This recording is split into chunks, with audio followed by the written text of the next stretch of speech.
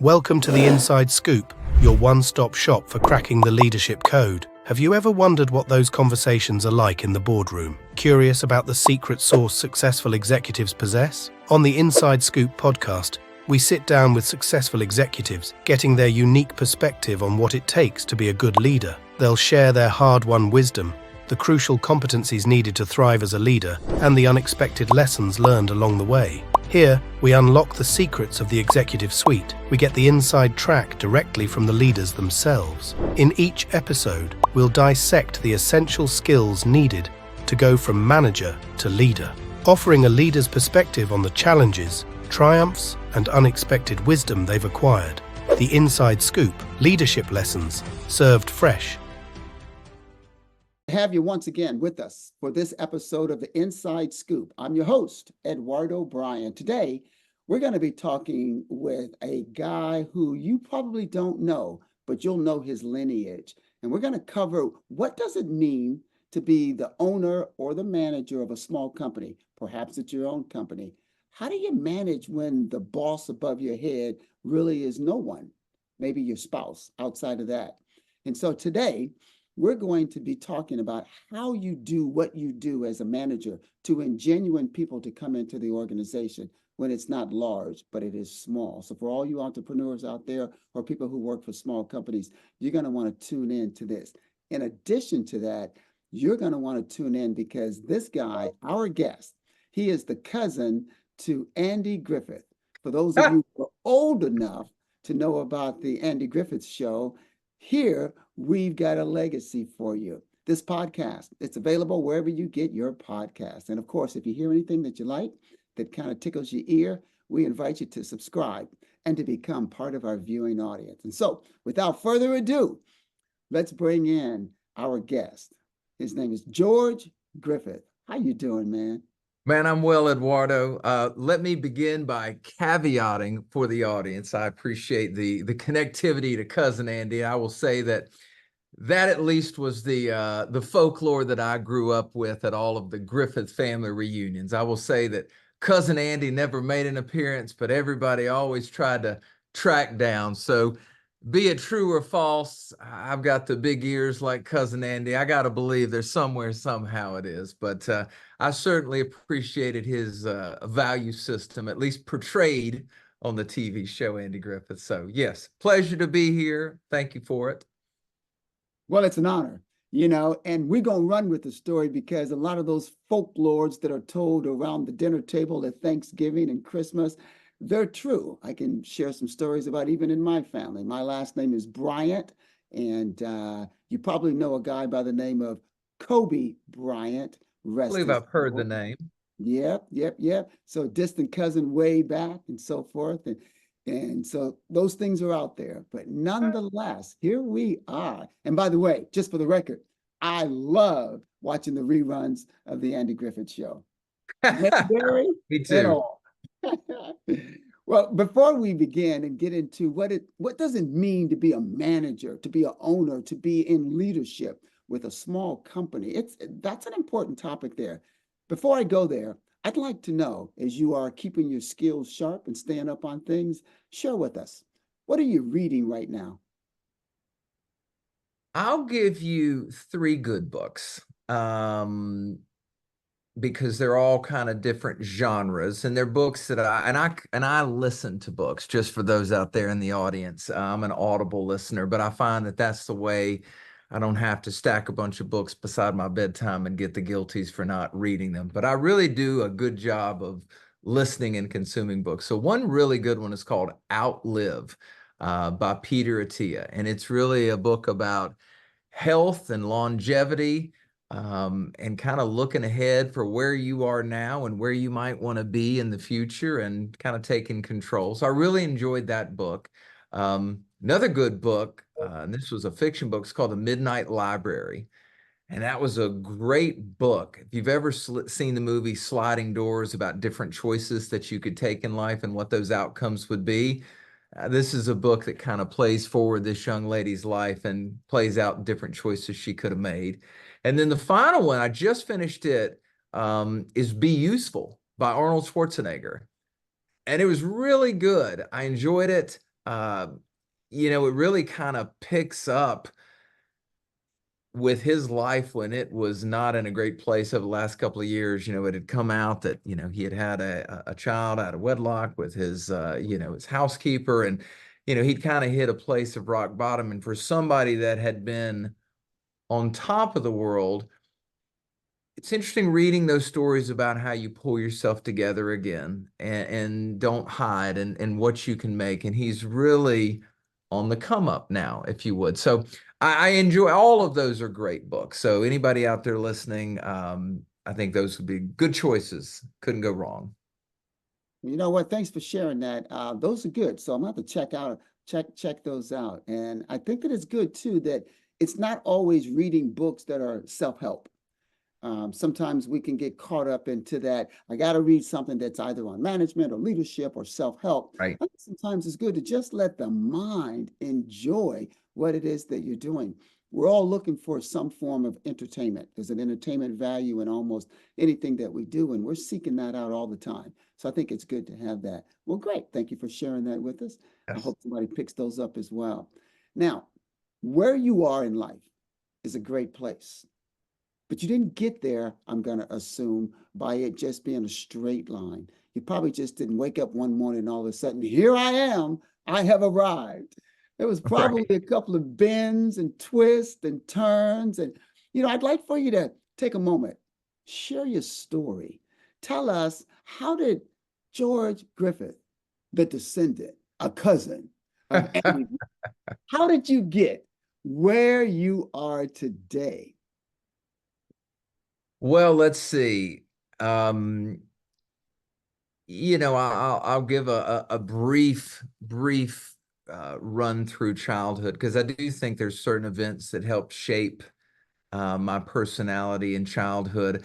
I had a series of unique accidents, we could call them, throughout my childhood. I got hit by a car when I was 10 years of age. Was in hospital for about 3 or 4 months. I was in a body cast for a good period of time. From there, I got into to high school. I had slipped 2 discs in my back and had a recovery there. I graduated high school and actually put this arm, my right arm, through a plate glass window playing basketball and nearly cut it off.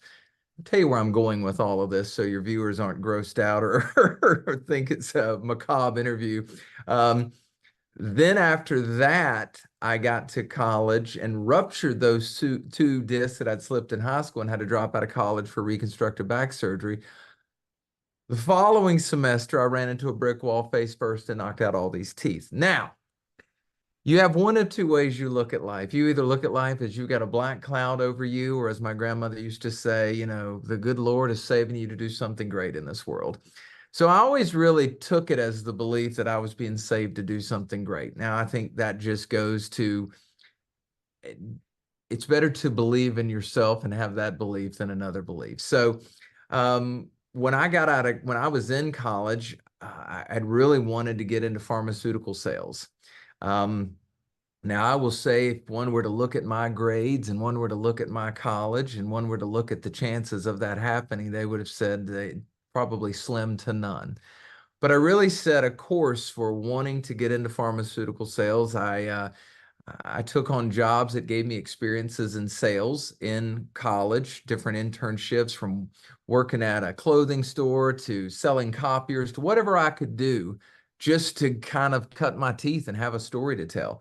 So I got that job, and as you and I know, we met in 1992 together, both as new hires at SmithKline Beecham. So was a rep for SmithKline Beecham in Macon, Georgia. That was my first territory. I then became a hospital rep in Atlanta. I was managing the Emory Hospital system. And then I went to work for Lilly in North Carolina. And I had always written down all the way back to college goals. And one of those goals was I wanted to have my own business by the time I was 30. Well, I got to tell you, at 29 and a half, I was no closer to having my own business than I was at 20. And literally out of the blue, I get a call from a French gentleman. His name was Didier Merle. And Didier called me up and bonjour. And, he was looking, he and another gentleman named Roy Wilshire were looking for a third business partner. And we had been introduced by one of our classmates, Michael Bailey from 92 SmithKline Beecham. And so I went to Jersey City to see what these guys were looking to do in a new business. They were looking at getting into the digital space before there really was a space. And so I quit my job with Lily, sold what I had, and moved into a teeny tiny apartment in Jersey City, and we started our first business together. I'll pause in a moment. We ultimately grew that from 99, and then we sold it in 2022 to a company named Relevate Health. So now I'm working with Relevate Health, but I know that's a long journey and certainly filled, as you said, with highs and lows and ups and downs, but that's the story. So I'll pause. That's a good story. That's a good story. So I want you to finish the story, but let me Yeah. ask you a couple of things about it, just for Sure. clarification. So now, here you are, this young kid, and okay, late 20s. Yeah. By all accounts, for many people, still considered a young kid, right? Right. Here you are, you get this call from these two French gentlemen. I like your little French accent, bonjour. Good there. So then how did these guys know that you would be a suitable partner? I mean, Michael Bailey, we remember him from back in our day. But how did they know that you had it, that you could be part of their? Yeah. Michael shared with them that I had it. I believed I had it. And then when I met them, it was a two-way street. I was making sure they had it and they wanted to make sure I had it. And it was a trust. It's almost like meeting, your future spouse in some ways. And I would dare say that I've actually been married to these guys longer than my wife, and it truly is a marriage. And so we both took risk to become business partners. It's hard. But yeah, it was kind of, I knew that this is what I'd been looking for since I was 20, an opportunity to do on my own. They were taking a risk that I could play this role in the band. They each had roles in the band, and I was going to quote, be the drummer, or I was going to be the sales. And so it's like, all right, well, let's see where this takes us. And we've really been together ever since. So for all the people out there that have this goal, this dream that one day they want to be an entrepreneur, one day they want to start their business, but yet there's something holding them back. Could be fear, could be lack of capital, could be a variety of things. But here you are. I heard you say that you sold everything that you had, and moved and got a small apartment and Yes. actually decided to chase your dream. Yeah, I think, one of my advantages is ignorance is bliss. And that might jar people to hear, because I think a lot of times what happens with smart people is there's 1,000 intelligent reasons why not to start a business. I remember talking to a lot of people and they were like, well, what's your business plan, or what's your this? I'm like, I don't even know what that is. And God, that could sound so dumb, but it was almost just like, but let's try, let's see.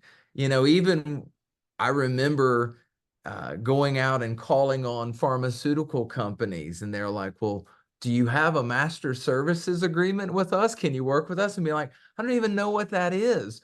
But the point was you find a way. You know what I mean? As long as there is a belief in yourself, going back to kind of my grandmother's, you're built to do something special, this belief that, you know what, I'm going to make my way through this. And you really can. You really do find your way through it, if you would. And it requires a lot of hard work and a lot of belief that it can do it, and a lot of ups and downs along the way, but you do get there. That reminds me of, there's a saying, don't get lost in the process. The process of doing something, all the boxes being checked Yes. and everything, and making sure that you're you call it the business plan, and all of that that's put together so that you can make sure that you have exactly what you need. And then the minute you dive in there, guess what? It all changes anyway. It does, exactly. You can't predict any of the things. So you really just have to be nimble and flexible and real time in the moment with it. And as long as you have that attitude and you go into it with that, there's nothing you really can't do. Real time. I think that that's right, because the best plan is never the same. I think it was related to boxing, and if I'm not mistaken, I believe it was Mike Tyson. He said, everybody's got a plan. I mean, they studied it, they rehearsed it, they practiced it. They are fired up. The coaches are on the side, and they're in the corner, and they're yelling, okay, now remember, keep the left up, do the little duck, slide to the left, jab, jab, back up, everything. And he said, the minute you get hit in the mouth, right, whole plan goes out the window. Out the window. So yeah, you spent all that time for nothing. That's it. Isn't that business though? I mean, for people who say, hey, I want to start a small business. I want to, let's say we're going to make candles. All right, we're going to make candles. Well, we can spend 6 years trying to figure out where we're going to get the wax, where we're going to get the jars, and what's going to be written on the jars, and, what's the wick going to look like, who's going to package it for us, where we're going to get the boxes from. Stop it all. Those things are important. Let's just start making candles, man. That's exactly right. You'll find your journey.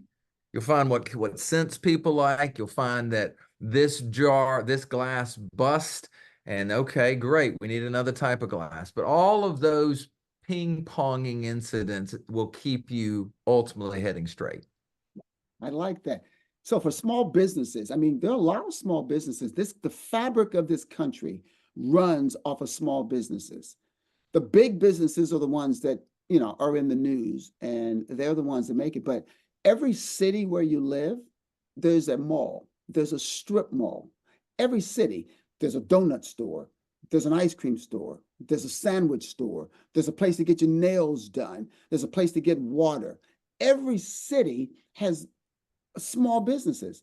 These are the businesses that we frequent all the time. Now, you want to go to Amazon? Fine. That's a big business, the biggest. Amazon is there. But if you need some loaf of bread, you might just go up to your corner store and get that. You're not ordering that off of Amazon, having that delivered, most likely. So it's the small business that keep us going. So as a person now, I want you to get back into your story there. Yeah. Here you are. You got these two guys. You're sharing, you're in a 1-bedroom apartment, and it's probably tiny. You're trying to figure out which way is up.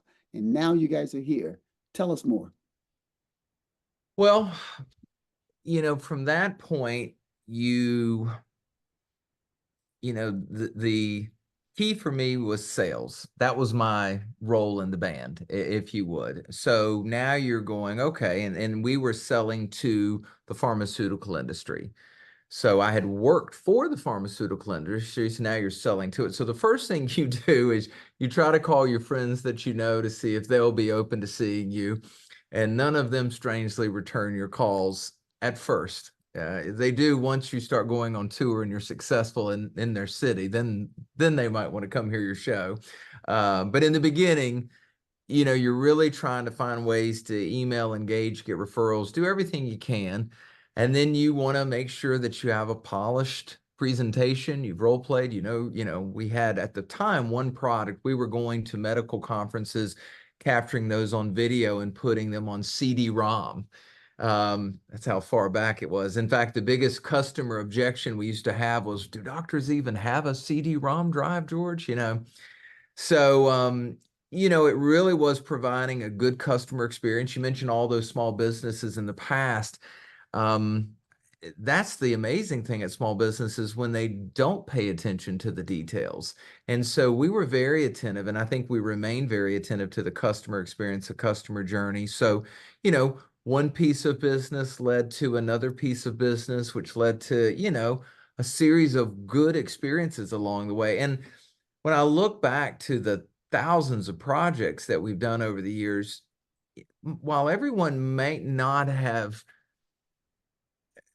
been an outcome from the success of the customer experience was always great. We really did lean into that to make sure we had a good journey. And I would encourage everyone out there to really look at every touch point that a client has with your organization being a quality touch point, from the sales to the project management to finance. All of those touch points really need to be meticulous.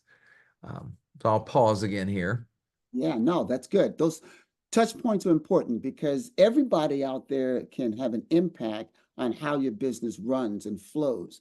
So think about a manager. So let's say we've got people and they are in management and it's a small organization. It may not be their own company, but let's say it's small, under 50 people. Right. Small enough that, everybody's probably wearing multiple hats. Yeah. You're the chief cook and the bottle washer, right? Right. At times, you've got to do things. Phone rings late at night, you got to get up and go. Never know what's on the other end of it. I want to get into kind of a management style, but I want to tailor this toward a management style where you are really the boss, meaning you're not just a supervisor and then every decision has to go up the chain. You don't get to make it. I'm talking about where you get to make the decision. You're the guy that gets to say yay or nay. Personality has got to be part of that in addition to style. So before we Yeah. get into your management style, talk a little bit about what your thoughts are around maybe personality and what kind of personality, because you got to work with people and you don't want to chase them away, right? You don't want to be that guy that you're working, it's your business. I'm going to use an example before Yeah. you answer. Sure. Let's say it's you've got a chiropractic office. So you're a chiropractor. Right. You own the practice. But guess who is the manager of the office? It's your spouse. Right. So everybody that comes in, what if the spouse is a tyrant, who are you going to complain to? What are you going to say? You're going to go to the boss and complain about their spouse? Hey, you can't do that, right? So there's a personality that's got to work. I've seen that a lot of times. I'm sure people out there are going, oh, I used to work for a dentist. I worked for a nail salon, and the spouse was the manager. Oh, man. Yeah. So, I think for personality traits that I learned to look for over the years, my two business partners are European. And one of the things that I learned and loved and still put into practice is just open, direct communication. I'd rather someone tell me there's something in my teeth, there's a stain on my shirt, those types of things. We created a work environment and still try to create a work environment where everyone can communicate very openly with each other. And it's not meant to be a personal dig where somebody has to go pout in their, cube or office for the course of the day if somebody's giving feedback. So you really want to create a work environment, or at least I did, where we're all on the same page. Although myself and my two partners, were the owners, I'm in the trenches and they're in the trenches. And I think that's modeling what we expect from our teammates. It was never, I wouldn't do a job that I wouldn't ask anybody else to do. In fact, I would do more jobs to showcase to people, wow, if George is doing this, I should be doing this. If George will mop the floors, take the trash out, do this, then certainly I'm not above it. And I want people to be able to give feedback to George because Lord knows I've got a lot of areas to improve. So you want to create, again, an environment, or at least the environment that worked for us was one where everybody could be open to each other. Everybody, there wasn't this hierarchical way in which somebody in a meeting wasn't able to speak until they reached another level. The number one thing I would tell somebody at 21, 22, or 52 when they came to work is the most important thing I can get from you from day one is your brain contributing to the organization. Well, I don't want you to have to wait 6 months to observe and then feel like you have a seat at the table. Man, you're part of the team from the first jump, and we need to have your involvement. And the more people did that, and it's harder for certain people. That's how you build a good business and a good winning culture, in my opinion, is everybody feels valued, everybody has input. You allow people to do things that another company might not allow them to do. Oh my gosh, at so-and-so, I wouldn't have been able to get on a phone call with a client for 6 months. Well, let's get you on that day one. You might, I mean, at least you're listening, you're learning, you can contribute. So I'll pause there. No, it's good. I think you're really hitting on something, because I think if you think about it, you mentioned feedback, and I want to come to that in just a moment. But when you think about how important it is for people to feel that their contributions matter, I mean, everybody wants to be heard, and you want to really think that if you ask a question or provide some information, that people appreciate that, and that it has value, and that it can truly contribute to the overall success of the company. That's valuable. People like that. We teach a lot of those kind of things, is that, make people feel included. It's important, and then they'll work even harder to come in and offer something. But I'll tell you this, Eduardo, as much as you, because that's the way I would want to be treated, to, not everybody wants to contribute. So that's the real thing you want to find out in your interviews and in your process is, are people wanting to, involve themselves? And I know that sounds crazy because you'd be like, yeah, they're the team member. Surely they'd want to be involved. But different, you talk about personalities. It's really making sure you're having someone that can have the ability to speak openly, that can give feedback to someone that might be, at least on paper, senior to them. So that doesn't all, it's well received by those that appreciate it, but not everybody has that skill set to do just that. And that's where sometimes you get people on board, and then in a smaller organization, you might have to move them out of the organization, because you can't have, like a small organization, you can't have a couple of people that can't play well. You can hide in a bigger organization, but you know what I mean? If you're not part of the spirit of how you're doing things, then, might be another organization that you'd be a better fit with. That is a great point. It's Les Brown that said, you hire people who are hungry. Yeah. They're not hungry for success, then you don't want them on your team. And I think that's an important part, because like you said, and that goes to interviewing. That's a whole nother conversation that we could have. Yeah. What do you look for interviewing when you're interviewing people? Oftentimes people just look really to see if you can chew gum and walk at the same time. And what's your background? I mean, what other companies in this industry, whatever this industry is, have you played? And if you've got some great experience from this industry, you get hired. Probably half of those people are the wrong people to hire, because you need people who are hungry, those that really want to have a seat at the table. And I think your point about not everyone wanting to contribute is so overlooked. There are those that just want to get a paycheck. Look, I'm here for the paycheck. I'm not going to tell you that. I'm going to pretend that I'm not. And I'm not going to show my hand. But that's really all I am. Those are people that don't speak in meetings. You go around, are there any questions? They never have anything to say unless they are called upon. Well, I don't want to just have to call upon you. I want you to volunteer something. And so you got to be able to source that out. That's an interviewing issue that people don't understand. If they haven't been to professional interviewing training, then they don't know that. They just look for, oh, we make semiconductors. Where else have you worked making semiconductors? So I can tell my boss, this guy's got 8 years of semiconducting experience. Yeah. Most likely he's the wrong guy to hire. But because of his 8 years of semiconducting experience, we're going to hire him. Whole nother conversation. I do want to come back to the feedback part. Yeah. It's a gift. But how many people know how to deliver that gift? And how many people can accept that gift? Because some people are fragile. And when you tell them there's a hair out of place, oh, they're messed up for 3 days and they call in sick. I think you have to create a safe space. One of the things that I try and model, and it's true, is the stuff that I do wrong on a regular basis.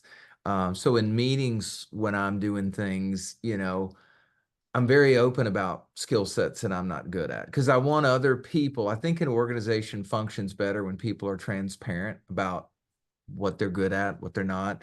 Oftentimes one of the things I bring to life is like delivery of a project. If a week from now, it's like driving across town to a friend's house for dinner. If it's a 30-minute drive on your ways and you're leaving, way late, you're going to be 15 minutes late, perhaps. You should call and let that person know. in setting expectations around timing, those are things that you learn to share with clients. So all of this to go back to feedback. I want to practice an environment where people know I'm not perfect. People then feel more comfortable in sharing what they're not perfect with. But then you have an environment where you can give feedback and then couch it to where you go, listen, don't let your day fall apart. I'm giving you feedback. This is going to help you get better. And you can give me feedback. And if I receive it in the same spirit as if I'm giving it, then that it creates a safer environment. Now, I think a lot of leaders or peers might have a bit of an ego where how dare you provide me? I'm the owner or the captain or whatever senior person. I don't know. I've just never been that guy. I mean, honestly, it's just I respect your feedback. If I've made you feel this way, I don't mean to make you feel, or if you see this way, then great, I'll work on that, or I appreciate that feedback, but this is why I did it that way. I'm not going to take I appreciate your suggestion, but here's why I did it. Oh, okay. I didn't see it through that lens. But again, it's just about it's modeling the environment you want to work in. You can't be such a fragile person that in turn your, team members, they'll be fragile. So whomever you are is really reflective of who your team members are. That's good. And think of it as when feedback is given, that's why leaders should send managers through management training. And one of the courses that really I think every manager should go through, in addition to like interviewing, unless they've been through it, is how to give feedback. I mean, what we're talking about right now, if it's not done in the right way, with the right spirit and the right vein, it will fall the wrong way. And that's where emotional intelligence becomes such a key factor when you're in leadership. It's because you need to know how to relate to people and interact with them. What better opportunity and time to have really high emotional intelligence than when you're providing feedback? Because there's a way to do it. There's a right way, and there is clearly a wrong way to provide. Let me turn for the listeners to you, because I will tell you that I've never had any professional training on that. I use common sense, but why don't you share for us and the listeners? This is certainly an area that you're a master of and you do a lot of teaching in. Could you share with us the right and the wrong way in an abbreviated fashion? Like, what does that look like? What could we, as listeners today, be better at doing? Sure. Um, let's start with the feedback, and then we'll go with a couple of other things. And I certainly appreciate the question. So when you're going to give feedback to someone right off the bat, feedback is going to be perceived as negative. Doesn't come across as good. It's negative, unless you're saying, hey, man, I really like the shirt you're wearing. That is awesome. But that's not really feedback. That's a compliment. Feedback is your shirt is wrinkled. And this is a professional environment. So next time you're going to want to have that shirt wrinkled. You've just ruined my day. Absolutely. So a way to do that is to codify it and to say, for example, let's say your shirt was wrinkled. It's not, George, but let's say that it was. If I'm going to give you feedback on your shirt, I would say, George, you know what? What a nice shirt that is. I really like it, and it kind of just fits you really nicely. You know what? If that shirt had a crease down the sleeve, imagine how that would pop. You might want to think about that next time, is to make it pop by having that. And then you know how that pocket is right there in the front? Yeah. I love that. If that pocket had more of a shine to it, ooh, imagine how that would work. You now have been given feedback that you need to go iron your shirt, but it wasn't negative. I'll give you another one. Let's say a report is due and you don't have yours in.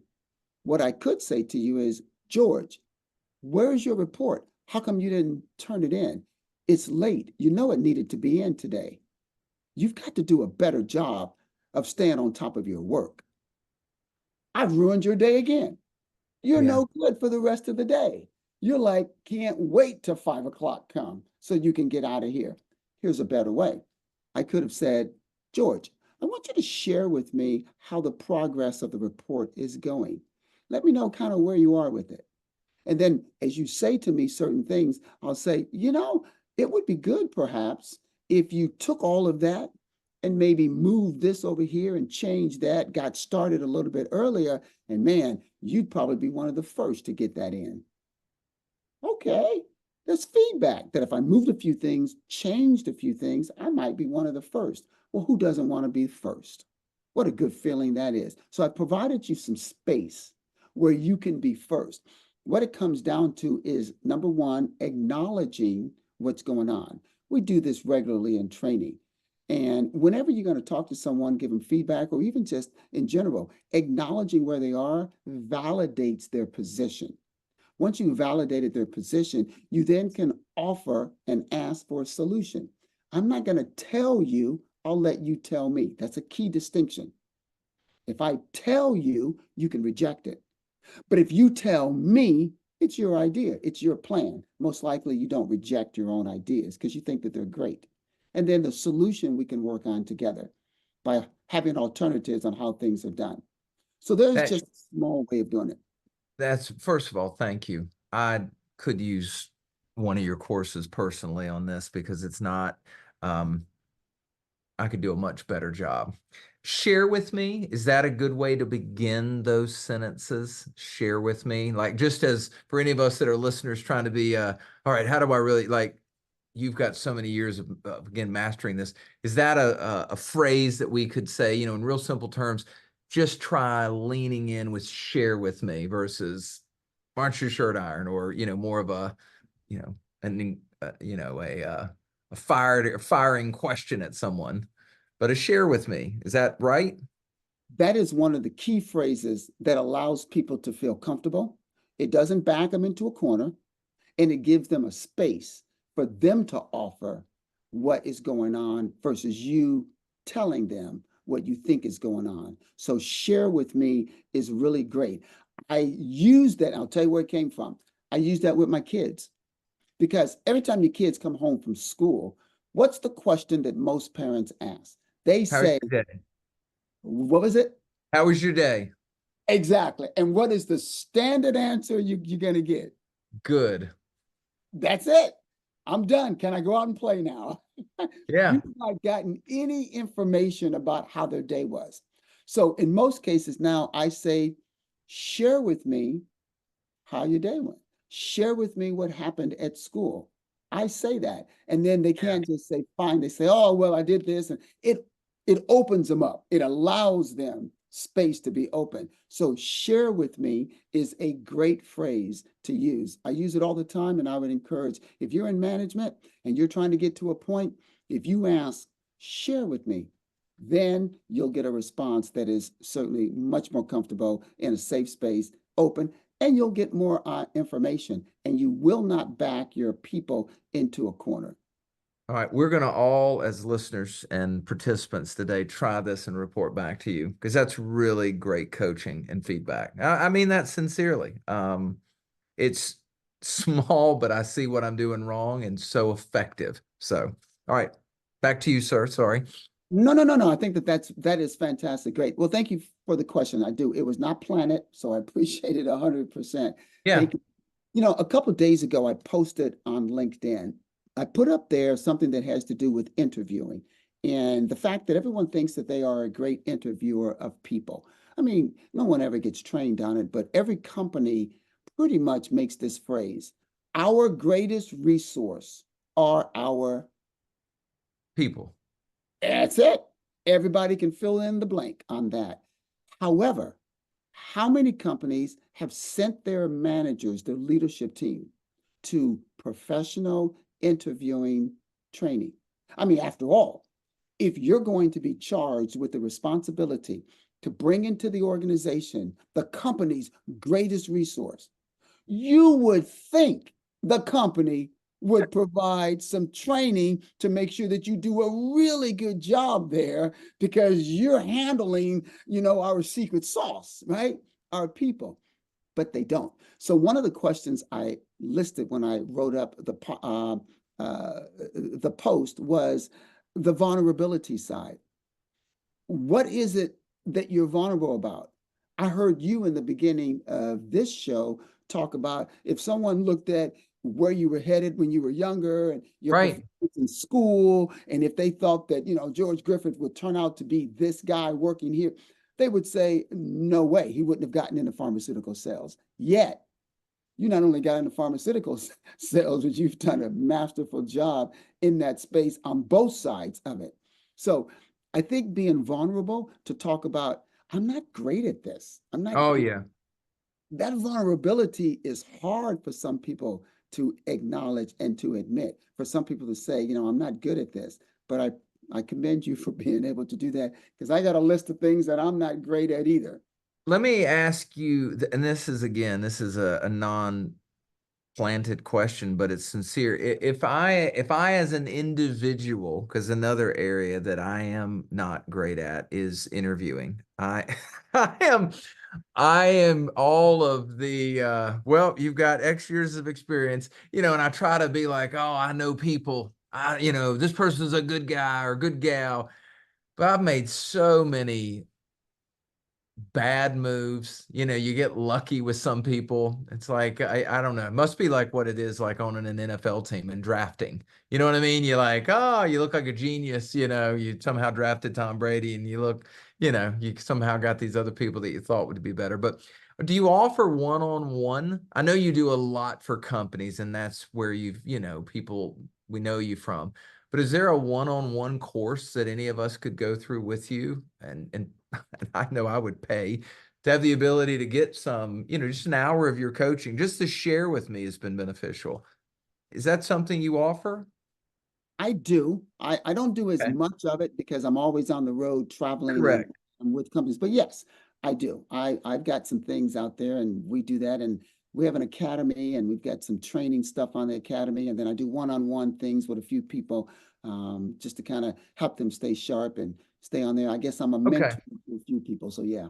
I didn't mean to sidetrack, but that genuinely was a place that I got to in this natural conversation is I'm starting to realize how good you are in certain areas and how I could really benefit from closing some gaps. And the feedback process, again, I think, again, I do a good job with my team members in creating a safe space, but I probably, just because I'm so thick-skinned, and I don't mind you telling me my shirt is wrinkled, I probably project that I can tell you your shirt is wrinkled and that you're going to be cool with it. And you probably tell me you're cool, and then you might go back and just melt under your desk and me just not even realizing. So I could definitely be better there. And then again, just knowing what to do in an interview. So much of the time, I know for me, you're like, oh, I got an interview. All right, where's this resume? All right, tell me your story. And then, are you digging in at the right places? So all of those would be helpful skill sets. It But is. back to You you. know what? It takes practice and it takes a real skill, because when you're in management, and let's say you're managing like we talked about, so on a small level, small company, less than 50 people, you've got to hire and bring people in. So you're looking for the best. Well, you're not only looking for the best who've got 10, 15 years of experience in that space, but you're looking for the people who you were talking about, where you can gel, you can communicate. You talked about open communication. Yeah. That's an area. Communication in general is another one of those areas as a manager that you've got to be great at that. Because remember, people don't hear what you say, they hear what they want to hear, and they will Right. interpret what you say, because the brain does that. The brain is so unique in that it will take things and it will encode and then it will decode information. And that decoding is based on past history, where you've been, your background, things you like or don't like. And then all of a sudden you get the wrong message. And that's why we always have to say, I didn't mean that, because the person interpreted it wrong. They don't know how to set it up. It's kind of like storytelling, which is another Right. area. You got to deliver information in small bite-sized stories to help them be caught up and to understand it. Otherwise, they'll go off left center in a moment. So I do want to touch upon some of the areas that we talk about. We talked about what kind of personality a manager would have within a small company. How about management style? So not personality, but style. There are a lot of standardized training you can go through where they can label you, and across your forehead it'll say you're this. Doesn't Yeah. mean you change any behavior. They've just pointed the finger and said, oh, you check those boxes, so that means you're this. It's almost like assuming everybody who is a Capricorn is the same. Right. Right. You all got that label across your forehead, but you're not all the same. And then how do you change that behavior? So talk a little bit about, share with us some of the things that in a small company that you have to deal with from a personality style, and what styles do you think work well and don't work well. And I love the example before I kick it over to you, your example is that maybe you're thick skinned and somebody can tell you your shirt is wrinkled and it doesn't faze you. So now you want to echo that back to a totally different person and say, what's wrong with you? Why can't you handle that? And some people can't. So I've never been through professional management training. I have no idea what style I am. I've had to adapt whatever style works for me. You live and learn, and if you're doing something that's off-putting, you have to be self-aware enough to course correct that behavior. I think the number one thing you're trying to do is create the right culture. And whether you're a district manager in pharma, whether you're a small business owner, whether you lead a small team, you really want to think about the culture and the values you have. And then you want to model those. It's like being a parent in many ways. What do you want from your children? But then you have to execute those, because you can't not lead by the right example. So you can't preach, don't curse, don't drink, don't do this, and then you do all of those things on your end, if you would, in front of your kids. So whatever you're trying to uphold, you have to be that. And that's hard in a business. So you really have to think long and hard about what are the qualities you're looking for, and what's that business look like? What does it look like to your customers? Like, we're very flexible. Like, whenever I talk to a customer, I'm always looking to be solution oriented and to figure out how we can either set your expectations, talk you out of a piece of business. This might not be the right fit. We might not be able to deliver it to you. When is your timing? Gosh, I don't want to put you in this place. So if you don't have, going back to everybody being personality wise, cultural wise, and aligned on that, then it's not going to work. So while I don't know, again, all of the professional trainings and my style and all of the things that I know going through many of your trainings could make me better, intuitively how I've succeeded has just been, again, how would I want to be treated at my business? What are the experiences I like when I go to stores and have things? That's the way I want my customers to feel. Do I want to be called back in a timely manner? Do I want to acknowledge someone's email and say, hey, I'm in receipt of it and we're working on a solution, and I'll have you an update, within the next 3 hours. And that update could be, I don't have an answer, but I'm at least coming back to you. So it's those little things you begin to teach the people in your organization. And then when everybody starts adopting, that's when you can scale your business too, because you're not having to be the person that's involved. You got other people taking on those behaviors. So I'll pause, turn it back to you, but that's how I think about it. What you're talking about are some real key fundamentals that really make a manager a good manager, make a leader somebody that people respect. Back in the good old days, when you shook a man's hand, that became a bond, and it became your word, and it meant something. And of course, you did everything in your power to follow through. And so when we think about being in leadership, and if you're with a small company and you're trying to function, people do not want you, they will not respect you if you are asking them to do what you will not do.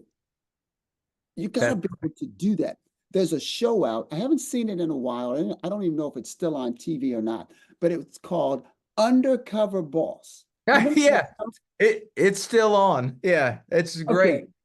I love that show. I hadn't seen it in a while. So if it's still on, I'll have to go searching for it.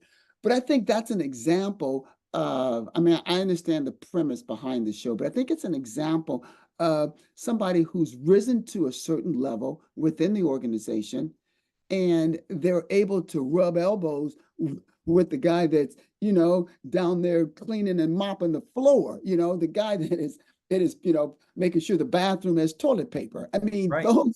Just being vulnerable enough to say, I'm not going to ask you to do something that I'm not willing to do. That's where the respect comes in. So from a management style, when you're willing to say, hey, it's not me telling you to go, it's us going together, or That's perhaps right. even out We're in leading it together. in it together. And I think Exactly. if you make everyone feel like their opinions matter and that they, again, are in it, we're all in this together, if you would. And truly, is I use the word partners a lot with my team members, and it's not superficial. I mean it. These people, we are partnering together on a journey to deliver a customer experience. And we all have to be in sync with our values and how we treat people. And then you create a culture where if someone comes into the organization, they kind of flex against that, the organization will kick out the infection. That's when you know you've hired the wrong person. That's when it's not just you going this, but other people go, so-and-so's just not, they're not, this isn't how we roll here. And therefore, you've built a healthy living organism that's able to keep itself healthy and keep the bad stuff out. Like you said earlier, in small companies, you can't hide. Yeah. Everything you do is pretty much exposed, and it's available for everybody to see it. In bigger companies, yeah, you can be the wallflower, right? Right. You can hide and not really volunteer for stuff and don't have to be out front and doing things. But in small companies, you really are in tune with everything going on. So people see that, and Yes. they're going to be watching it. So managers, when you've got a small organization, doesn't matter, you've got to recognize that what you do is on display. And most things in life are not taught. No, it's very intuitive sometimes. You've had the good fortune of being as talented as you are and to be able to go through the professional training of, major organizations. But for many of us, we weren't able to do that. And thus you do have to either go through great trainings like you offer, which I think is invaluable, because if you've missed that along the way from an organization, it's important to, again, be self-aware enough to know where you need help and then to seek that help out.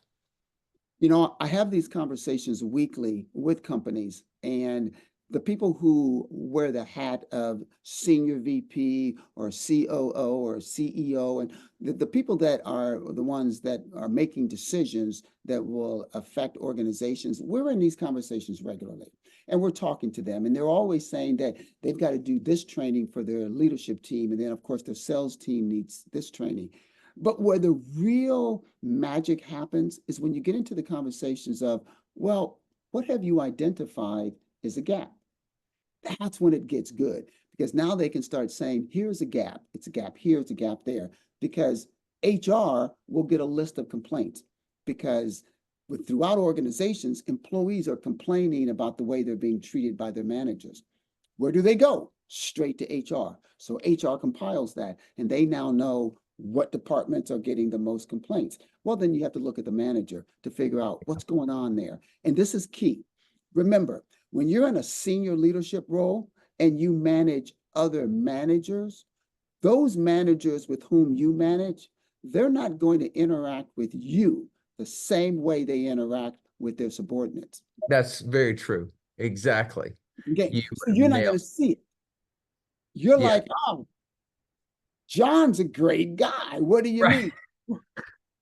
mean? Well, John doesn't treat you Right. like The John same treats. way. Yeah. Yes, exactly. I could not agree more. So that's a key there. So when you're in an organization, you've got to understand that. So leadership, and that's why this podcast exists. It's so that we can tease out and talk about the issues that leaders have to deal with. And as an employee, we're going to open up the boardroom door, give you an opportunity to peek in and see what those coveted conversations are like. You don't often get an audience with you guys. This is not like you can't just call Bill Gates up and say, hey, Bill Gates, I'd like to talk to you. It just doesn't work like that, right? He's probably got 8 layers of people before you could ever get to him.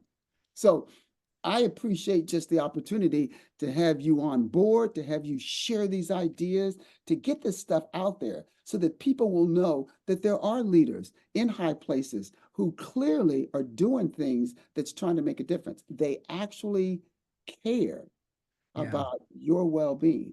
It's important. You know, the old saying I love, people do not care how much you know until they know how much you care. So I don't care how Yeah. smart you are. I don't care about your pedigree. I don't Right. care where you went to college. I don't care about the companies you've worked for. All of that stuff, you can throw it on a resume and maybe you'll impress somebody.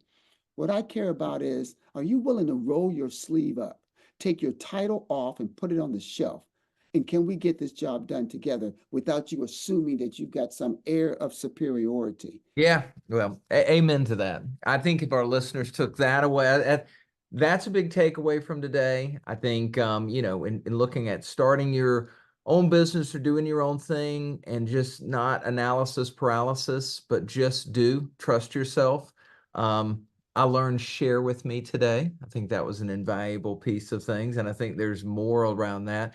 I think all of us could probably benefit from an interview skills, either podcast, workshop, whatever you could provide us as listeners. I think we could learn and grow from that. So I just wanted to say truly thank you for the opportunity to participate. I think I learned as much as I don't know that I gave as much, but I walked away learning a lot more. So thank you, Eduardo. You are more than welcome. You know what? Thank you, man. What an honor to have you on the show. Love how your journey has taken you to where you are. I'm sure the listeners enjoyed that because, there are a lot of people out there that are saying, can I do it? And I think that you provided some evidence that, yes, you can.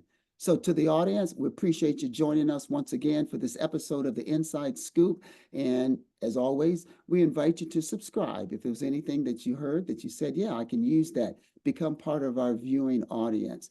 We will certainly appreciate that. So we're going to sign off for now until we get a chance to come together again. Have a wonderful day, everyone, and thanks for joining. More exclusive leadership insights, be sure to subscribe to the Inside Scoop on YouTube and Spotify. And if you enjoyed this episode, don't forget to hit that share button and spread the word. See you next time on the Inside Scoop.